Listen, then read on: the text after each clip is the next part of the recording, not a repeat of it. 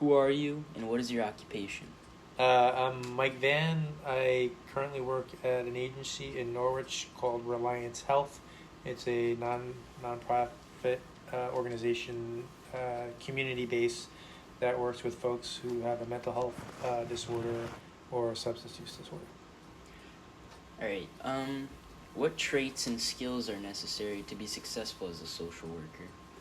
I would say, regardless of your ability to get a degree either in psychology or sociology, a major the sort of thing that we find is that it's more important to have empathy and to have some degree of emotional intelligence, and to care about people in your community, rather than a paper degree. And while it's important to have as much education as you can, it's really important to be engaged with the people that we serve.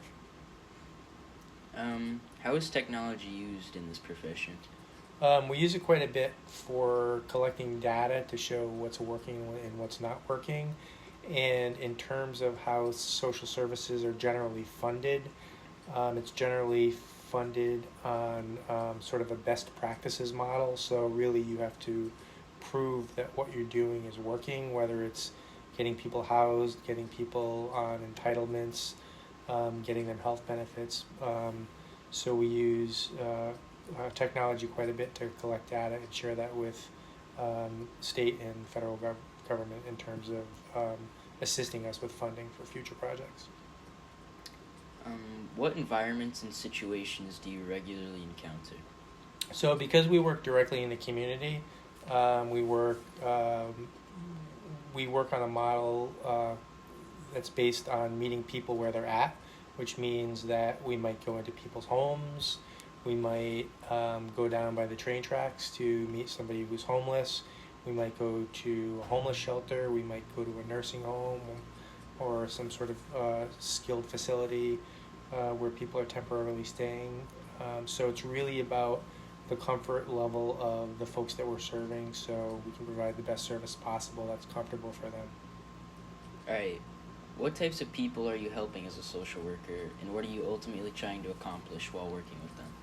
So the second part first is ultimately we're trying to give each person an opportunity to live their best lives. So we talk about choice, we talk about integrity, we talk about growth. Anybody who is facing a challenging aspect of their life, they didn't choose that. So for anybody listening to this right now, you're a young person that wouldn't choose the life of the folks that I probably end up serving in the course of the day. So for me, it's about building a better community by helping the most marginalized folks within that community. And I think the first part of it was, the types of folks we see. So we work directly with folks who have chronic mental health disorders, so it could be schizophrenia, it could be bipolar disorder. And we also work with folks who could have alcohol dependency or substance abuse dependency. We do a lot now. You see a lot with the opioid epidemic in the papers, and we do a lot with that in our community. How would someone go about becoming a social worker? You can go with, you can take a degree program, psychology or sociology, but really, for us, it's the sort of quote-unquote soft skills, as I talked about earlier.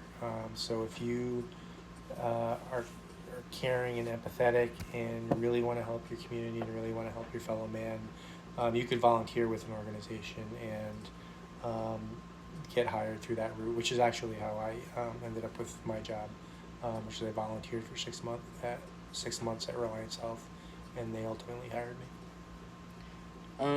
In your opinion, what are the pros and cons of the occupation? The cons are easy. You don't get paid what you're worth. You'll work hard, and the compensation isn't there to to the extent that, say, an engineering degree will get you, or going into the medical field, or some other line of work. But the reward is that you get to see real change in people. You get to see real growth in people. You get to help be a part of your community being a better place for you and for everyone in it. All right. Thank you for your time. Thank you.